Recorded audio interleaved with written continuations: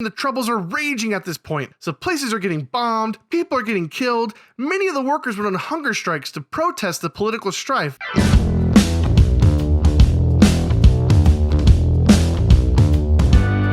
Sup fam, and welcome to Pop Quiz, the show where we unbox our favorite pops and take a look at the stories that make them each unique. This month's theme is classic 80s movies, and it's gonna be most excellent, dudes!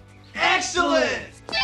Leave a comment below with your favorite 80s movie. Also, stick around to the end to see how you can win an exclusive pop for your collection. Now let's get to today's unboxing. Today's pop is a genius and an inventor. He lives in a Burger King parking lot and has a penchant for the Old West. Hide your plutonium and pinball parts. Built in 2015 as a Loot Crate exclusive, number 236 in the Back to the Future series, it's Dr. Emmett Brown!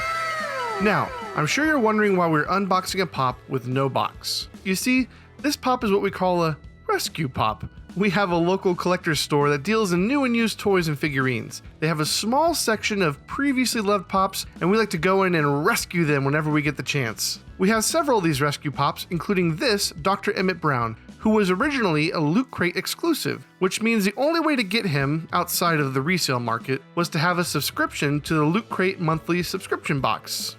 The month that they sent these out. I know that sounds super exclusive and rare, but a lot of people subscribe to Loot Crate, so there are quite a few of these floating around out there for about the same price as a normal pop. We have a couple different versions of Doc Brown. Oh, great Scott! But I really love this 1955 version of him with his jumper cables, goggles, translucent electricity, and one eyebrow.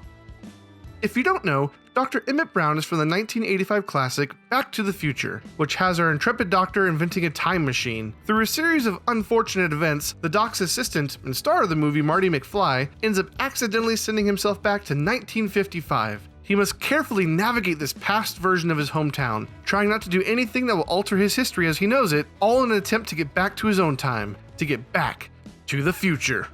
Oh, and did I mention the time machine is built out of a DeLorean? Are you telling me that you built a time machine out of a DeLorean? Don't know what a DeLorean is? Well, buckle up as I tell you a tale of incredible ingenuity, Irish Civil War, and cocaine trafficking.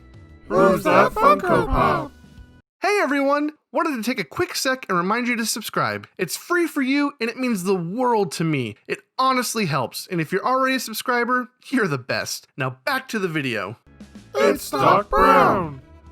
If you know what a DeLorean is, it's most likely because of Back to the Future that you were first introduced to this odd car. The way I see it, if you're gonna build a time machine into a car, why not do it with some style? If you've never heard of one, that's not a huge surprise, as the DeLorean Motor Company was destined for incredible success, but doomed for abysmal failure. You get nothing! You lose! Good day, sir! In the 60s and 70s, John DeLorean was quickly climbing the ranks within the General Motors Company as an engineer that developed cars like the GTO and the Firebird, and was one of the people that basically invented the muscle car. He was intelligent, creative, and a very charismatic person.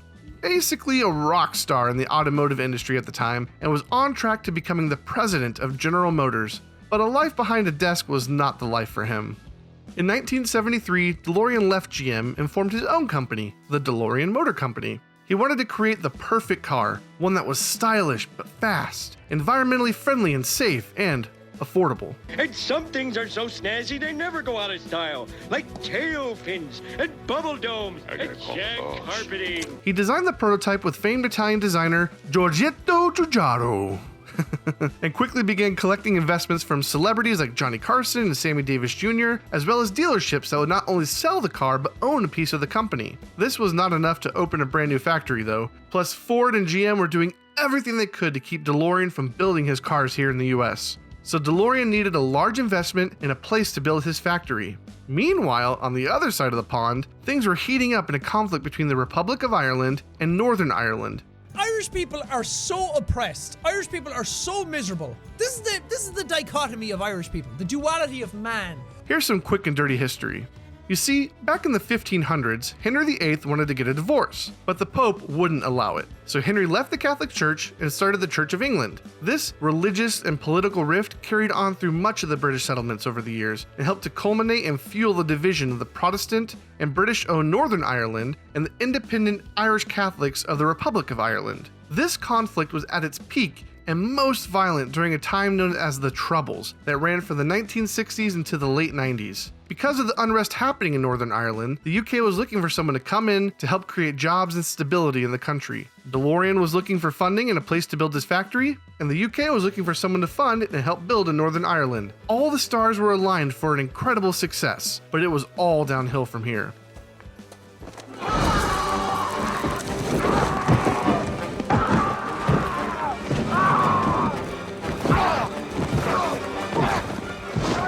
Building a new factory and training workers was a long and expensive undertaking. Not to mention the troubles are raging at this point, so places are getting bombed, people are getting killed, many of the workers went on hunger strikes to protest the political strife, and this was such a regular occurrence that the HR department had schedules of when each worker would end up dying from hunger so they could prepare to hire for that lost position. It was trying, to say the least. By the time the first car made its way off the assembly line, the company was broke. They tried to make up the loss by selling cars, but they had to be way over the original price. Because of the stainless steel construction, they ended up being heavy and slow. Also, much of the car was digital, which was a first of its kind at the time, but with unskilled laborers working with these new technologies, the cars were known to just break down. Fun fact, the speedometers on the DeLoreans only went up to 85 miles an hour, and as we know from Back to the Future, you gotta get up to 88 in order to travel through time. So for the movie, they actually ended up adjusting the speedometer to say 95 instead of 85. But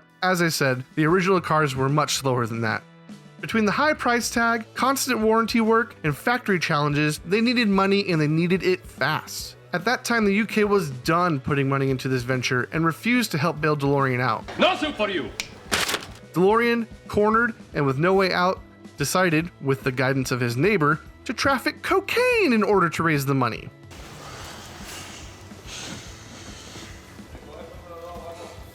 I have an offer that I think will be of interest to you. Well, his neighbor also happened to be an FBI informant, and DeLorean was immediately arrested. But since the FBI secretly set up and convinced DeLorean to join this cocaine operation, it was a clear-cut case of entrapment, and DeLorean was found not guilty. Despite being innocent, the DeLorean Motor Company couldn't survive the scandal and went under. All of the assets were sold off, and DeLorean himself went into obscurity. Thanks to Back to the Future, the DeLorean still remains an important part of the cultural zeitgeist. One mad scientist with a time machine saved the dying legacy of another mad scientist and his street machine. And that is why I consider this, number 236 Loot Crate exclusive, 1955 Dr. Emmett Brown, one of my favorite Funko Pops. Thank you so much for hanging out with me today.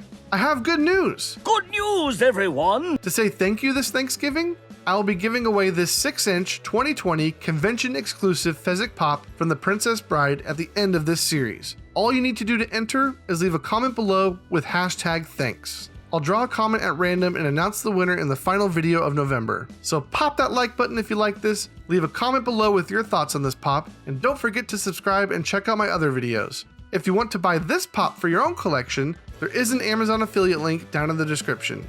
And remember, we collect what we love, but more importantly, we need to love each other. Thanks.